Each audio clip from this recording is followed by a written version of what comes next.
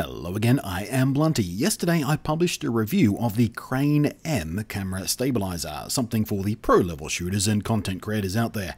Today I have for you something for regular folk, something much cheaper, but which delivers similar kinds of improvements to the watchability of your smartphone video recording. It is called the X-Cam Sight, and it is a 2-axis stabilizer, so unlike the big boy 3-axis gimbal from yesterday's video, or the similar smartphone-specific gimbal from the same people I recently reviewed, the Smooth 2, this one doesn't smooth out panning motions, that is, turning your camera along a horizontal line side to side, but as that is probably the easiest part to keep reasonably stable by hand anyway, that might be okay. What you're left with is a small device to smooth out the tilting and keep your shots nice and level. The device folds mostly flat and comes with a little pouch to make it easy to carry with you.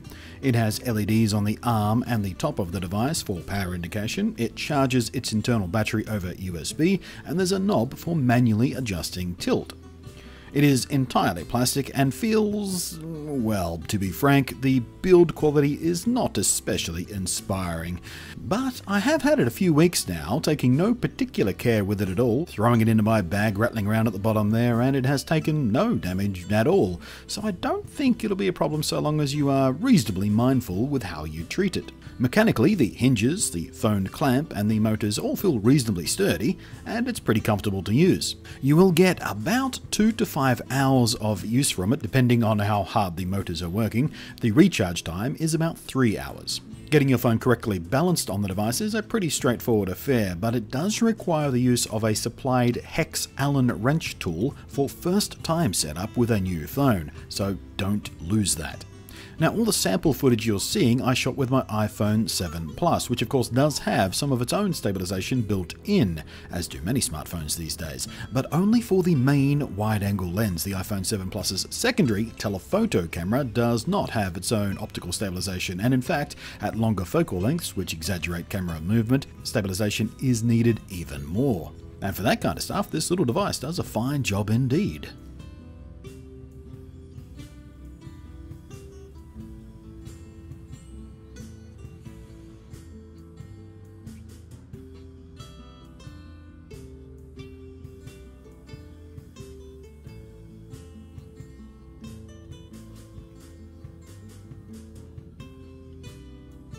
And of course, additionally to the telephoto camera on the back, the front-facing camera has no stabilization of its own either, so this device can make a significant difference in how those videos look too. So if you like to shoot yourself in the head or in the face, if you like to do your Snapchat thing, if you like to do the selfie thing, then this little device can make a significant difference as well.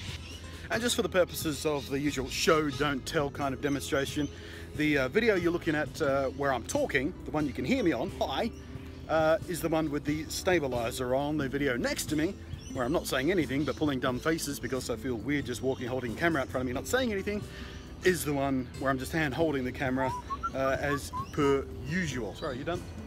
Okay. But more than that though, especially when compared to the triple motor version that I use for my cinematography uses, this thing is very, very small, very, very light, very, very compact. So even if you just carry with you a very small bag, and I don't want to sound sexist about this, but ladies, your bags are often quite a bit smaller than the messenger type bags that I carry around, for example, and you tend to carry a lot more crap around than we do.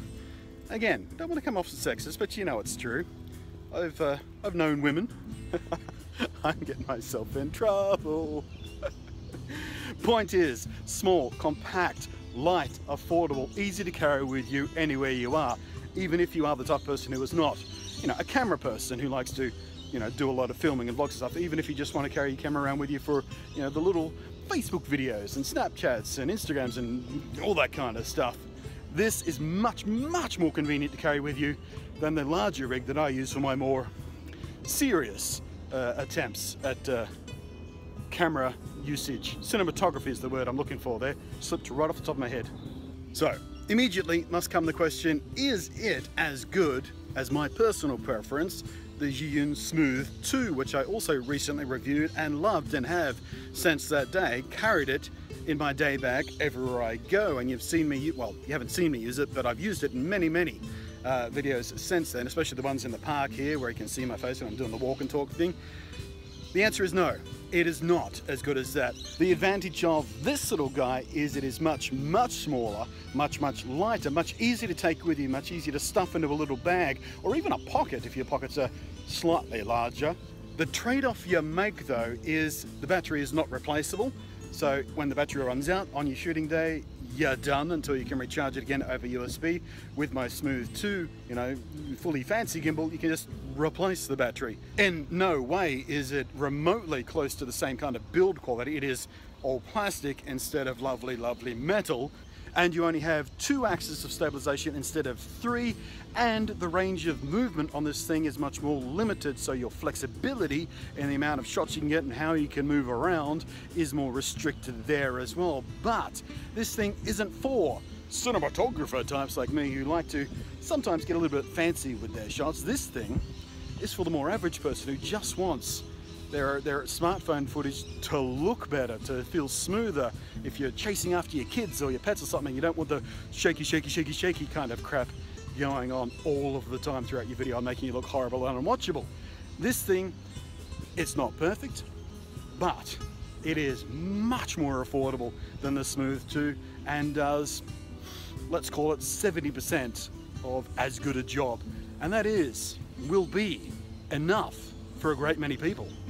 And in fact, once this review is over, I will be hanging on to it. It won't be in my everyday bag as the Smooth 2 is, but I do want to keep it around. I do want to keep it handy for those times where I do have to move around with a smaller bag or no bag or whatever, because it is a compromised experience compared to that other larger device, but it will still do a better job at a lot of things than just pure hand holding will do, even though I use the iPhone 7 Plus, which has a superb camera on it, which has amazing stabilization on the main lens, which has okay stabilization digital on the telephoto lens, but this makes my life easier, simpler, better, smoother, nicer, lots of adjectives there. But for when I can't or don't want to carry around my slightly larger, slightly bulkier rig, I want this thing. I do. All in all, it's a pretty decent device for the price you're paying, which on banggood.com is listing at about 55 Trump bucks at the time of this review. Perfect for the casual shooter, the Instagram slave, the Snapchat drone, and the beginner YouTuber and the like of that. It probably really isn't robust or flexible enough for the seasoned pro, unless, like me, it'll be handy to have in your box of tricks and tools for those days when you do have to travel super duper extra light, maybe even without a bag at all. In that circumstance, it's a pretty cheap investment for a handy little tool. Decent bang for your buck as far as I'm concerned. Thanks for watching, I am Blunty, and I will catch you next time.